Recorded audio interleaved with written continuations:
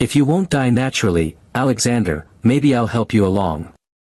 Those were the chilling words Vanessa Cole whispered into her billionaire husband's ear as he sat motionless in his wheelchair. "Half your empire will be mine when you're gone," she sneered, not knowing he was watching, listening, recording every cruel plan. "You're nothing but a burden, Alexander. Soon, everything will belong to me and Elijah." And when she brushed his hair back, she hissed, "You're already half dead. By the time Christmas comes, I'll be celebrating on your grave." But what Vanessa didn't know was that Alexander was never paralyzed at all. He staged the entire accident as the most brilliant loyalty test in history. What happened when he finally rose from that chair will make you question everything you think you know about love, betrayal, money, and revenge. A billionaire who had everything, power, wealth, and a wife he thought he could trust, shocked the world when he pretended to be paralyzed after a staged accident, just to test her love. But what his wife did next wasn't love, it was betrayal so cruel, it would leave scars deeper than any wound. Why would a woman turn against the man who gave her the world? How far would she go to get what wasn't hers? Who stood by him when everyone else sold him out? And what happened when the billionaire finally rose from his chair will leave you speechless. The steady beep of the hospital monitor filled the white room. Fluorescent lights buzzed overhead, casting an unnatural glow on Alexander Cole's face. His eyes, half-lidded, stared blankly at the ceiling. To the world, he was a broken man. To his wife, he was nothing but a burden. Vanessa Cole sat at his bedside, a silk scarf draped across her shoulders, makeup flawless even here. Her manicured fingers brushed a tissue against her eye. But the tear never came. Instead, her phone vibrated in her lap. She leaned slightly away, thinking no one noticed. Alexander's gaze flicked downward behind his dark glasses. On the glowing screen, her lips curved. A message flashed, "He can't last long. We'll be free soon." She typed back quickly, thumbs moving with a secret joy. Alexander's heart hammered in his chest, though he kept his body limp. Inside, he was raging. This was why he staged it. The accident on the highway, the mangled car, the false report of spinal injury, all orchestrated. Alexander wanted to know the truth. Would the woman he built a kingdom with still love him if he lost everything? Vanessa reached across the bed, touching his motionless hand. Her voice broke, practiced like an actress. "Darling, I'll take care of you. I'll never leave your side." The phone buzzed again in her other hand. She pulled it close, whispering into it. "Elijah, be patient. His will is strong, but his body is weak. Soon, everything will belong to us." Alexander's jaw clenched beneath his still mask. Elijah. His younger brother. The betrayal wasn't just from his wife, it was family. The door creaked open. Samuel Okoro stepped in quietly, holding a tray of food. He was dressed simply, shirt tucked in, shoes polished though worn at the heel. A mechanic once, now hired as a temporary driver after Alexander's accident. "Madam," Samuel bowed slightly to Vanessa. "The food is ready." Vanessa's lip curled. "Leave it on the table. And next time, knock. This isn't your village hut." Samuel swallowed the insult. His eyes flicked to Alexander, not with pity, but with respect. He stepped closer, lifting Alexander gently into a sitting position. "Fresh air will do you good, sir," he said softly, though he didn't expect a reply. For the first time that day, Alexander felt seen. Samuel adjusted the pillow, then wheeled him toward the window where the sunlight streamed in. Small dignity. Small loyalty. In stark contrast to Vanessa's venom. From the corner of his vision, Alexander caught Vanessa watching Samuel with narrowed eyes, not admiration, but calculation. A dangerous spark flickered there. As Samuel left the room, Vanessa leaned close to Alexander's ear, her perfume sickly sweet. Her whisper was icy. "You won't last long. And when you're gone, the empire is mine. Alexander stayed silent, motionless. But in his mind, a storm was forming. Betrayal had begun. And he would let it grow until the harvest was ready, and bloody. Vanessa's phone vibrated again. This time, she didn't hide it. She answered with a smile, right over her husband's paralyzed body. Elijah, don't worry. If he won't die naturally, maybe I'll help him along. The night sky over Lagos glimmered with city lights, but inside the Cole mansion, shadows whispered of secrets. Vanessa stood in front of her mirror, adjusting her diamond necklace. The jewels sparkled, but her eyes were cold, restless. Her reflection smirked back at her as she scrolled through old photos on her phone, pictures of her as a teenager in a crowded street, living in poverty. Her father had been a small-time trader, her mother a seamstress who never saw wealth. Vanessa had vowed then, she would never live in lack again. Love, in her eyes, was nothing but a luxury for the poor. When Alexander Cole courted her years ago, she thought she had won the ultimate prize. But now, a crippled husband tied to a wheelchair, his empire slipping from his hands. That wasn't the life she signed up for. Her phone rang. The caller ID lit up, Elijah Cole. She answered with a sly smile. Elijah, she whispered, voice dripping with desire, don't worry. The empire will be ours. On the other end, Alexander's younger brother chuckled darkly. Jealousy had always been his fuel. Growing up, Elijah watched Alexander inherit their father's business and multiply it tenfold, while Elijah squandered his own inheritance. Alexander gave him second chances, jobs, and money, all wasted. Now Elijah wanted the throne, and Vanessa was his key.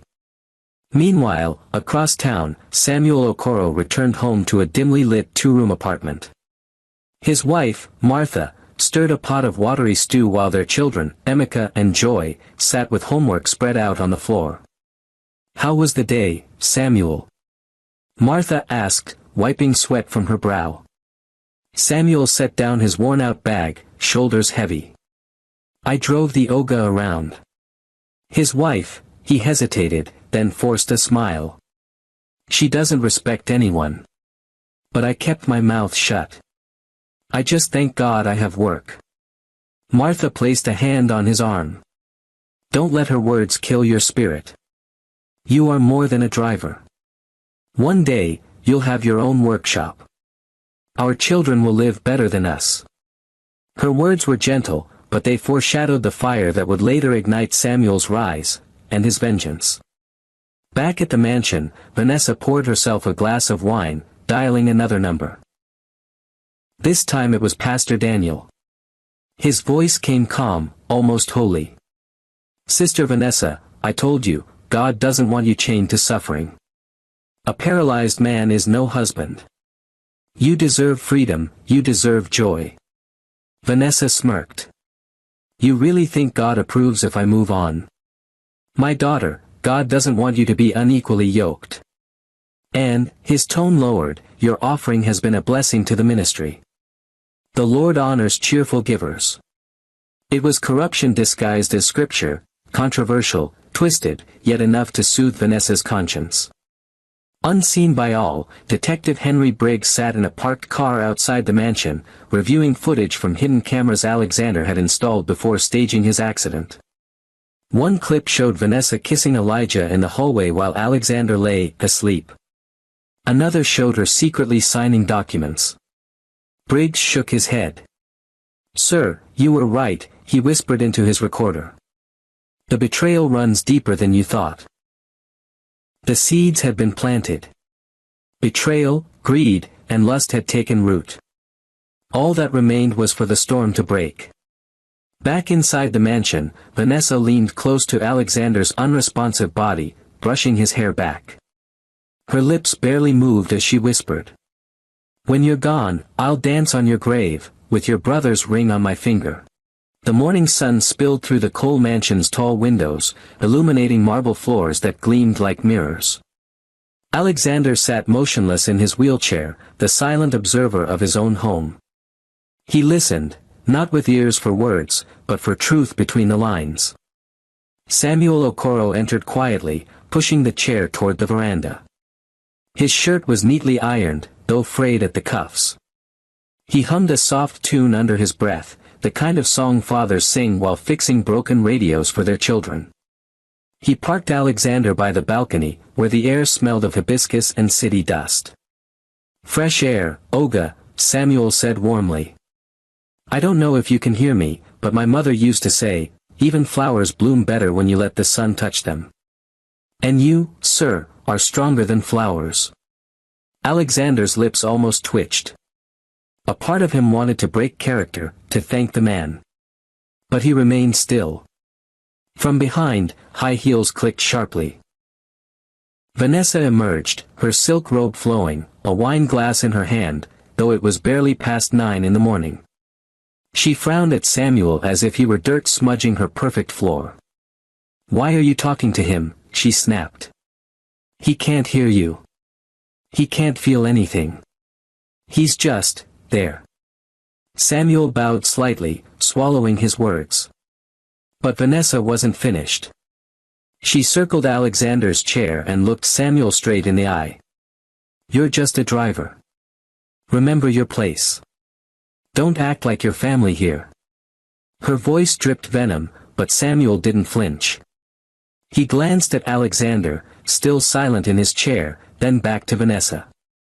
"Madam," he said softly, "respect is not about position. It's about humanity." Her eyes narrowed. "Humanity doesn't pay bills." She turned on her heel, her laughter sharp as broken glass. Alexander's fingers, hidden under the blanket, curled slightly. He had seen enough boardroom betrayals to know, disrespect is a seed that grows into treachery. Vanessa was watering it daily. Hours later, Samuel walked through the mansion's long hallway, carrying a tray of medicine bottles and water. Grace, the young nurse, rushed toward him, eyes wide with panic. "Stop," she whispered. "Madam said you shouldn't touch that." Samuel froze. "It's just medicine. Olga needs it." But as he looked closer, the bottles were out of order, some half empty, others missing entirely. His stomach tightened. Someone wanted Alexander weaker. Before he could speak, Vanessa appeared at the end of the hallway. Her smile was wide, but her eyes were knives. "Samuel," she said sweetly, "what are you doing with those?" He held the tray steady. "Carrying them to Olga's room." Her expression hardened. She walked closer, her perfume suffocating. "Careful. If anything goes missing, people might think, you stole it." Samuel's chest tightened. He understood the trap being set. From his room, Alexander heard every word, his hidden cameras capturing every frame. Inside, fury boiled. Vanessa wasn't just neglecting him, she was framing the only loyal soul he had left. Cliffhanger, end of scene 3. As Samuel placed the tray down, one bottle suddenly clattered to the floor, rolling to Vanessa's feet. She picked it up slowly, smiling with false sweetness. Well, she murmured, turning the bottle in her hand. "Looks like our driver has sticky fingers." Rain pounded lightly against the tall windows of the Cole mansion that evening, blurring the city lights outside. Inside, silence hung heavy in Alexander's room, broken only by the slow tick of the clock. He sat in his wheelchair, motionless as ever, his eyes hidden behind half-closed lids. Grace, the young nurse, adjusted the drip line nervously. She had once been eager, gentle. Now her hands shook with guilt. Vanessa's words echoed in her memory, "If you care about your job, you'll do what I say. Forget some of his medications. Let nature take its course." Grace glanced at Alexander, whispering, "I'm sorry, sir," before quickly leaving the room. Moments later, Samuel entered with a tray of fresh towels. His brow furrowed. "Nurse Grace looks frightened. Something's wrong." He placed the tray down and leaned close to Alexander, lowering his voice. "If only you could speak, Olga. I'd fight for you." Alexander's chest rose slowly, but his mind burned. He had heard Grace's whispers, seen her hesitation. The betrayal was spreading like rot in his house. Suddenly, heavy footsteps echoed in the hallway. 2 security guards appeared at the door, faces stern. Behind them, Vanessa stood with arms crossed, a look of manufactured outrage on her face. "There he is," she hissed, pointing at Samuel. "Search him." The guards advanced. Samuel stepped back, confused. "Madam, what is happening?" Vanessa's voice cracked with false pain. "My husband's medicine has gone missing, and who else has been near him?" You. You poor thief." One guard grabbed Samuel's arm roughly. The other searched his bag, pulling out a small pill bottle, the same one that had mysteriously fallen the day before. Vanessa gasped dramatically. "There. Proof." Samuel's face drained of color. "I didn't. I would never steal medicine meant for Olga." Alexander, motionless in his chair, watched the scene unfold. Inside, his rage was volcanic, but he forced himself still. Detective Briggs, hidden in a car down the street, was already receiving the footage through the secret cameras. Samuel's voice broke. "Please, madam, I have children. I am not a thief." Vanessa leaned close, her whisper sharp enough to cut. "Remember what I told you, you're nothing but a driver. And drivers are replaceable." The guards dragged Samuel toward the door. His cries echoed down the hall. Meanwhile, across town, Martha was closing her small food stand for the night when 3 thugs approached. One kicked over her pots, spilling stew into the dirt. Another shoved her against the wall. "Your husband needs to mind his business," one sneered. "Or next time, it won't just be pots we break." Martha clutched her bruised arm, tears stinging her eyes. "God help us." Back in the mansion, Vanessa poured herself wine, humming softly as if nothing had happened. Alexander's eyes glistened with fury. His test was working. Every cruelty, every betrayal was revealing itself. Soon, the world would see the monster behind the mask of his wife. Alone with Alexander, Vanessa swirled her glass of wine and whispered, almost playfully. "If you won't die naturally, darling, maybe I'll help you along." The Cole mansion glittered under chandeliers that dripped with crystals. Tonight, Vanessa was hosting a charity gala in Alexander's name. Guests in designer gowns and tailored suits filled the marble hall, sipping champagne, laughing under soft jazz music.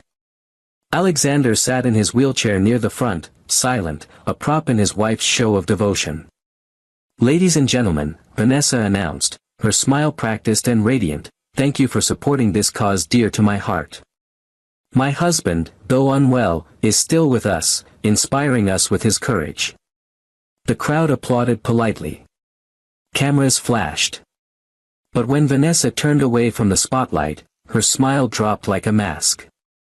Martha had been asked by Samuel to help with serving food, hoping to earn a little extra for their children's school fees. She moved quietly among the guests, balancing trays. Vanessa's eyes locked on her, and a cruel idea bloomed. "Everyone." Vanessa's voice rang, drawing attention. She pointed at Martha. "This woman here is the wife of my driver. Look at her. A nobody serving food at a billionaire's gala." Laughter rippled among the wealth-drunk guests. Martha froze, cheeks burning as eyes pierced her dignity. One woman sneered, "How fitting. The poor serving the rich." Martha set down the tray, holding her head high despite the humiliation. She caught Samuel's eye across the room. He clenched his fists, but Alexander raised one finger slightly, urging patience. "Not yet." At the far end of the hall, Elijah slipped through the crowd, his suit sharp, his smirk sharper. He leaned close to Vanessa as the applause faded. "Why wait for death, Vanessa? Sign the papers. Marry me, and together, Cole Enterprises is ours. Vanessa's lips parted in a silent laugh. She glanced toward Alexander, who sat unmoving, and whispered, "Patience. His time is nearly over. Let him fade, and then we'll claim everything." But Elijah wasn't the only vulture circling. Chief Adebanjo, a politician with influence dripping from every pore, approached with a glass of brandy. His voice was low but commanding. "Mrs. Cole," he said smoothly, "your husband's empire could use political protection. Sign over 30% to me, and when your husband is gone, I'll make you untouchable." Vanessa's eyes sparkled. Deals upon deals, betrayal upon betrayal, she was weaving her web wider than ever. In the shadows outside, Detective Henry Briggs adjusted his earpiece, eyes glued to the feed from hidden cameras. On his laptop screen, footage played of Vanessa and Elijah locked in a heated embrace in Alexander's own office, whispering their plans to poison him if nature didn't finish the job. Briggs exhaled. "Mr. Cole, she's not just betraying you. She's conspiring to kill you." Inside the hall, the guests clapped as Vanessa toasted to loyalty and love. Her glass chimed, her laughter rang, but Alexander sat silent, eyes fixed on her. His patience was iron, his vengeance sharpening with every cruel word. As the gala ended, Vanessa leaned over Alexander's chair, her lips grazing his ear. "Don't worry, darling. I'll make sure your funeral is just as beautiful as tonight." Morning light streamed through the blinds of the Cole mansion, painting long stripes across Alexander's motionless figure. But inside, his rage stirred like a storm. He had heard Vanessa's whisper about suffocating him. He had seen Samuel nearly dragged away as a thief. Now betrayal was no longer subtle, it was suffocating. Across town, Samuel's children, Emeka and Joy, shuffled nervously into their school. Other kids circled them, pointing and laughing. "Your papa is a thief," one boy shouted. Another sneered, "Driver's kids. Soon you'll beg in the street." Tears welled in Joy's eyes, but Emeka clenched his small fists. "My father is an honest man," he shouted, before a bigger boy shoved him to the ground. Teachers turned away, pretending not to see. Vanessa's poisonous rumors had spread faster than wildfire. When Samuel picked them up, he found Emeka's lip bleeding. His son's words cut deep.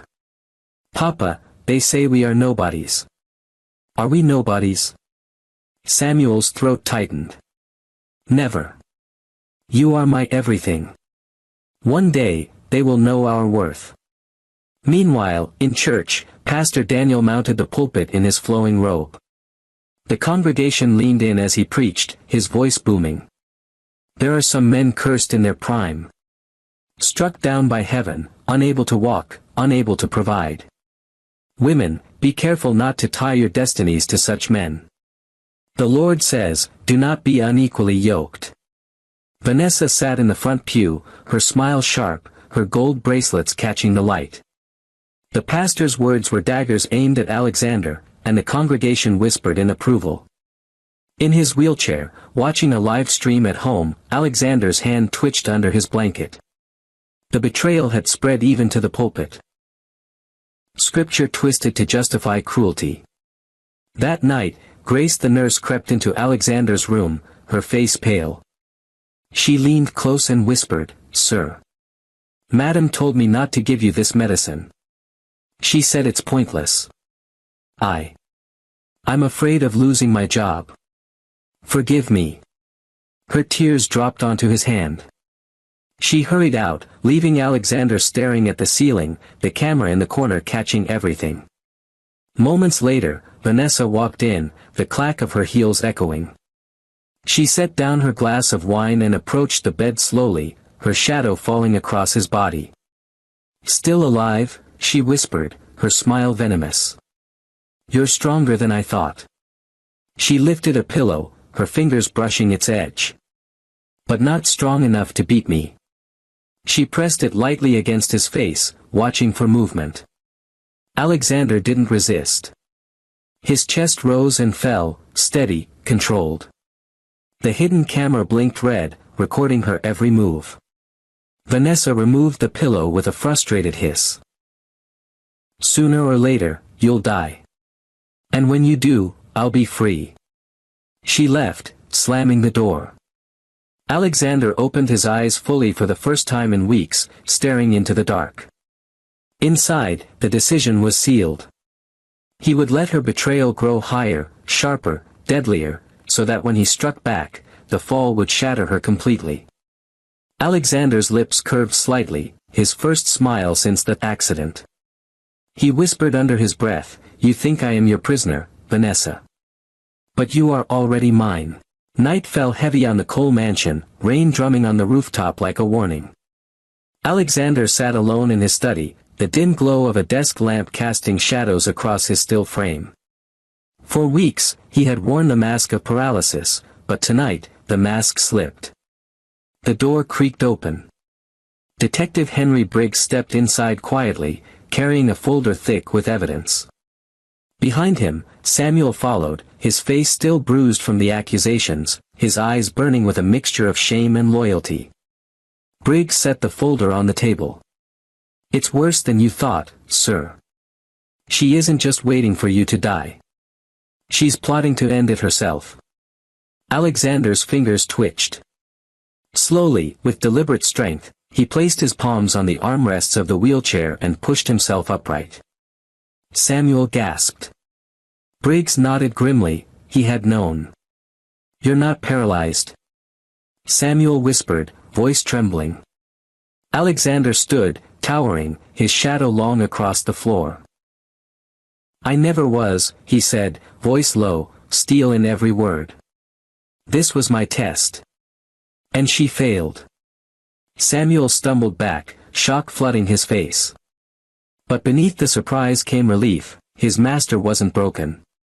His loyalty had not been in vain. "Why, sir?" Samuel asked. Alexander's eyes narrowed. "Because betrayal hides best when it thinks you are weak. And the more it reveals itself, the deeper I can cut when I strike back." He opened the folder Briggs had placed before him. Photos spilled across the desk, Vanessa and Elijah in each other's arms, Vanessa signing documents with Chief Adebanjo, Vanessa slipping pills into her purse. Every betrayal, captured in crisp, undeniable detail. Samuel clenched his fists, veins bulging. "She accused me of stealing. She shamed my wife. She made my children cry." His voice shook with rage. "She must pay." Alexander placed a hand on his shoulder, firm, commanding. "She will. But not yet. The higher her pride climbs, the harder her fall will break her." As they spoke, Grace the nurse lingered by the doorway, trembling. She stepped forward, tears streaking her face. "Sir, forgive me. Madam told me not to give you your medicine.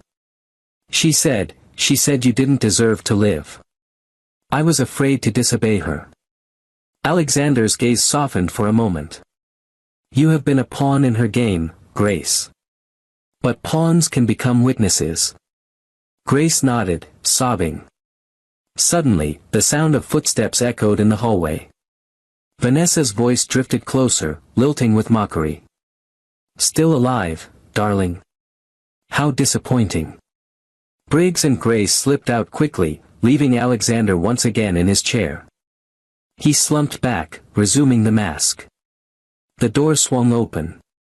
Vanessa entered, her wine glass tilting in her hand, her smile sharp. She walked to the bed, picked up a pillow, and pressed it lightly against his face. "Maybe I should do us both a favor," she whispered. Alexander didn't resist. The red camera light blinked in the corner, recording every second. As Vanessa left the room, Alexander slowly opened his eyes, staring at the hidden camera. His lips curved into a deadly smile. "Your rope is almost long enough, Vanessa. Soon, you'll hang yourself with it." The boardroom of Cole Enterprises was alive with chatter. Executives in sharp suits whispered among themselves, confusion swirling like smoke. At the head of the table sat Vanessa, radiant in a crimson dress, Elijah at her side.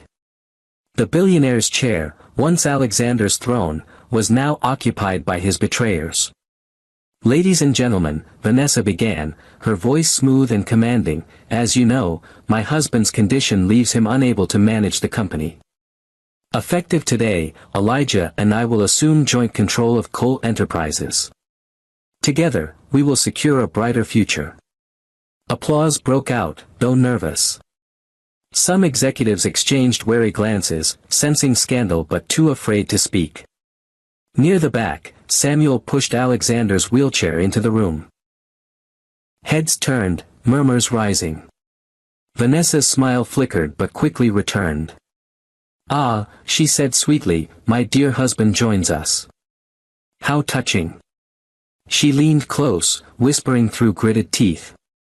"Sit there quietly, and watch me take everything." Alexander sat still, his gaze fixed, his mask unbroken. Elijah smirked, sipping water like a king in waiting. But then, silence fell. The room seemed to hold its breath as Alexander's hand moved. Slowly, deliberately, he placed it on the table and pushed himself upward. Gasps erupted. Chairs scraped. Phones whipped out, recording. Vanessa's wine glass slipped from her hand, shattering on the floor.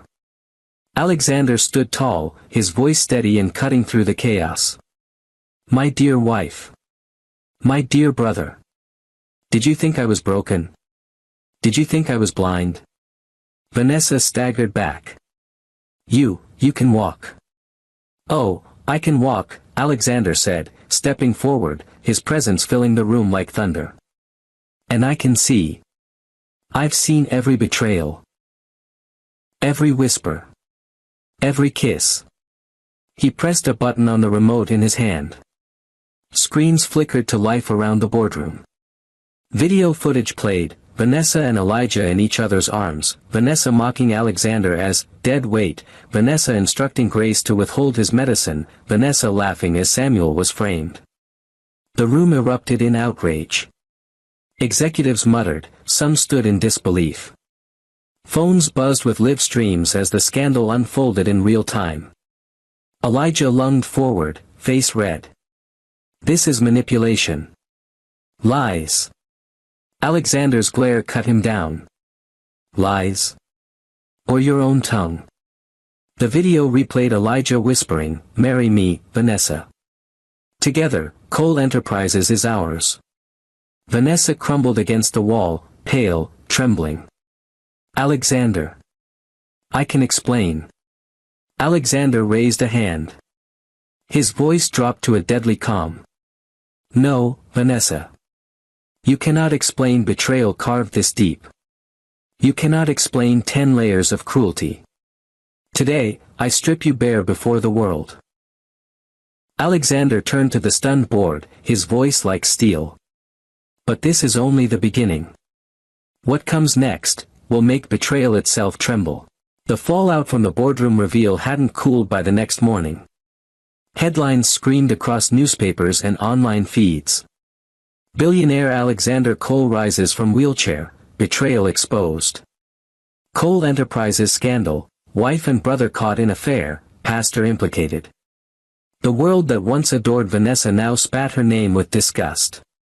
But Alexander wasn't finished. He wanted her fall to be as layered and brutal as her betrayal. Inside the Cole Enterprises auditorium, reporters gathered, cameras flashing. Executives filled the seats, tension buzzing like live wire. At the front, Alexander walked to the podium, tall, composed, unbroken. Vanessa sat off to the side, pale, her hands trembling. Elijah lingered behind her, sweating, his arrogance drained. Alexander's voice was calm, every word sharp as a blade. "For weeks, I sat silent in that chair, pretending to be paralyzed. I wanted to see loyalty. I wanted to see love. But what I found was poison." The screen behind him lit up with clips. Vanessa ridiculing Martha at the gala. Elijah whispering plans to marry her. Pastor Daniel preaching against cripples while pocketing money. Chief Adebanjo negotiating for 30% of the empire. Gasps filled the hall. Phones buzzed with live streams as the truth spread like wildfire. Alexander turned to Elijah. My brother. I gave you chances, wealth, trust. And you repaid me with betrayal. He signaled security. 2 guards grabbed Elijah, dragging him toward the door as he shouted, "This isn't over, Alexander. You'll regret this." The crowd booed. Alexander didn't flinch. Next, his gaze locked on Pastor Daniel, seated near the front in his robe. A man of God who twisted scripture to justify greed. Your offerings won't save you now. Documents flashed on the screen, bank transfers, secret messages. Murmurs of outrage rose. Pastor Daniel shrank in his seat, sweat dripping down his forehead. Alexander's tone turned colder. And Chief Adebanjo. A politician who sought to buy my wife and my company with promises of power. Your corruption will be exposed to the nation. Briggs, standing at the back, nodded, the evidence already in prosecutors' hands. Then, Alexander's eyes found Vanessa. She sat frozen, mascara streaking down her face. He stepped closer, each word punctuated with fire. You accused Samuel, a loyal man, of theft. You mocked his wife. You shamed his children. You plotted to kill me. And for what? For power you never built, for wealth you never earned. He snapped his fingers. Assistants wheeled in cases of jewelry, designer bags, even the car keys Vanessa once flaunted. All placed in front of her. Take them, Alexander said, voice echoing. Because after today, they are worth nothing to you. Every account you own is frozen. Every property signed in your name is revoked. You leave here with only what you came with, nothing. Everyone looked at Vanessa as she collapsed to the floor, sobbing. Her empire of betrayal was ashes. Alexander turned to Samuel, who stood quietly at the side, eyes wide with disbelief. Now, Samuel, it's your turn. The world will see what loyalty looks like when it is rewarded. The Cole estate, once a place of shadows, buzzed with life as journalists, executives, and even politicians gathered to witness Alexander's next move. But this time, the billionaire wasn't stepping into the spotlight alone. Samuel stood nervously by the side of the stage, his shirt freshly pressed, his shoes polished. Beside him, Martha clutched his hand, her eyes shining with disbelief. Their children, Emeka and Joy, peeked from behind, wide-eyed at the massive crowd. Alexander addressed the audience, his voice steady, commanding. In my darkest days, when I pretended to be paralyzed, many turned against me. My wife betrayed me. My own brother betrayed me. Men of power and even the pulpit betrayed me. But one man remained loyal. He turned, gesturing toward Samuel. Gasps rippled through the crowd. The cameras zoomed in on the humble driver, the man once mocked as a nobody. Samuel Okoro, Alexander continued, is a man who gave me respect when I had nothing. He is the proof that integrity still lives in this world. And today, I will honor him. An assistant wheeled out a briefcase. Alexander opened it, revealing documents inside. From this moment, Samuel Okoro owns 10% of Cole Enterprises. He will oversee our new foundation, dedicated to lifting hardworking families out of poverty. And this, Alexander held up a set of gleaming keys, is his new home. The screens behind flickered on, showing a sprawling mansion, the very mansion Vanessa had once plotted to sell to Chief Adebanjo. The crowd erupted in applause. Reporters shoved microphones forward. Mr. Okoro, how do you feel? One shouted. Samuel's voice trembled. I don't know what to say. My children, my wife. We never dreamed of this. Sir, he turned to Alexander, bowing deeply, I will never forget this kindness. You have turned my shame into honor. Martha wiped tears from her eyes. "God bless you, Mr. Cole," she whispered, her voice breaking. In the audience, Vanessa stood among the crowd, her once glamorous dress wrinkled, her jewelry confiscated. Rage and humiliation burned in her eyes as she watched Samuel's children walk proudly across the stage, their father's hand in Alexander's. The same children she once mocked as nobodies were now celebrated by the world. For the first time, Emeka lifted his chin high. "Papa," he whispered, "they're clapping for us." Samuel smiled through tears. "Yes, son. We are not nobodies anymore." As the applause thundered, Vanessa pushed through the crowd, her voice hoarse. "Samuel. Please, you know me. Don't let him destroy me like this. Help me." But Samuel only stared at her, his jaw tight, his silence heavier than any insult. His turn was coming, and Vanessa knew it. The gates of the mansion creaked open, revealing a sight that made the neighborhood buzz with whispers. Samuel Okoro, once a poor driver mocked as a nobody, now stepped out of a sleek black car, his wife Martha at his side, their children dressed neatly in new clothes. Behind him, movers unloaded furniture and boxes. The Okoros were moving into their new home. But this was no ordinary house. It was the very mansion Vanessa once boasted about, the same home she had nearly sold to Chief Adebanjo, the same place where she had mocked Martha as a beggar's wife. Now it belonged to Samuel. Crowds of neighbors and reporters had gathered, cameras flashing. Alexander stood nearby, arms crossed, a quiet smile on his face as he watched the underdog rise. And then, through the crowd, a figure stumbled forward. Vanessa. Her once glistening hair hung limp, her designer dress torn at the seam, her heels broken from days of wandering. The woman who had once dripped in diamonds now looked like a ghost of herself. "Samuel," she cried, her voice hoarse. "Please, help me. You know me. Don't let him do this. I have nothing left. Nothing." The crowd went silent, holding its breath. All eyes turned to Samuel.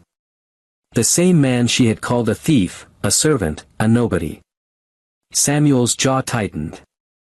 He walked forward slowly, stopping just inches from her. His voice was steady, every word heavy with years of humiliation. "You mocked me. You humiliated my wife.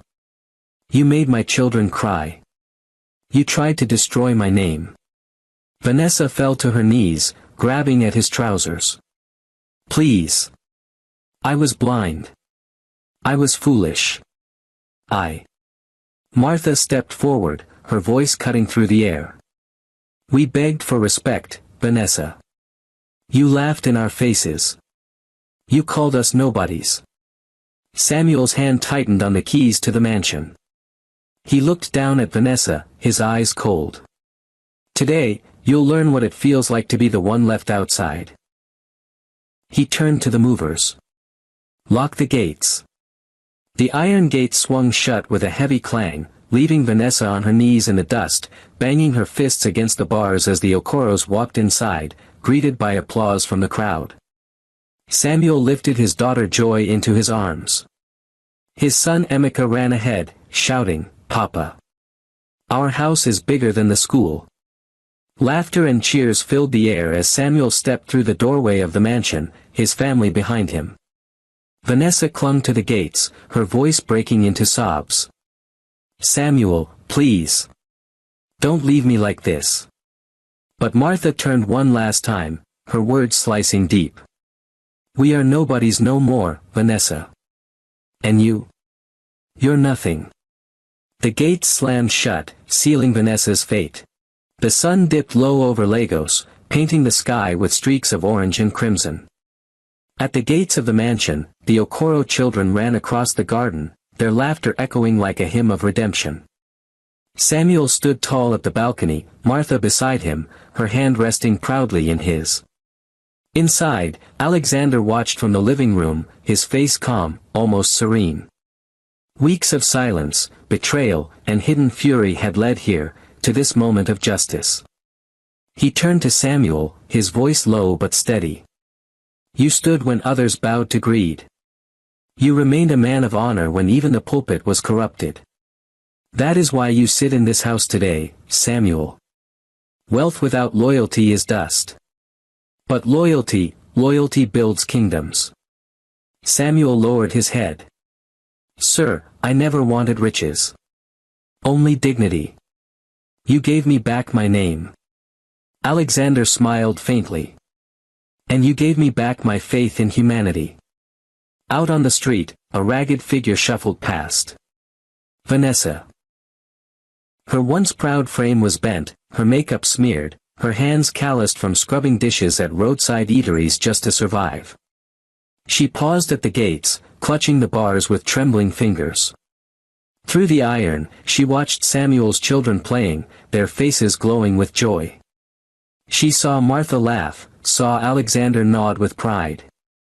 It was everything she had once mocked, family, respect, love, now a kingdom that shut her out. Please, she whispered, her voice breaking, though no one could hear. Just one chance. Just one. But the gates remained closed. The mansion glowed with light, warmth, and laughter, while she stood in the shadows, forgotten. The crowd of neighbors murmured as they passed her. Isn't that Vanessa Cole? She used to ride in limousines. Now look at her. Pride goes before the fall. Tears streaked down her cheeks as she stumbled away, her figure swallowed by the dark. Inside, Alexander raised his glass of water, his voice carrying like a benediction.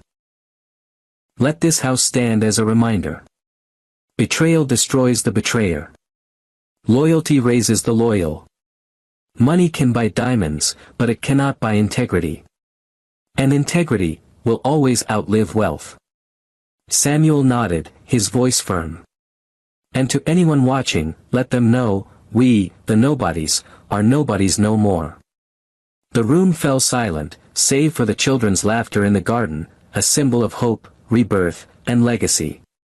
Viewers, if you had Alexander's wealth, who would you trust with your life? Would your partner stand by you if you lost everything? Remember this, money tests hearts, betrayal destroys them, but loyalty builds kingdoms.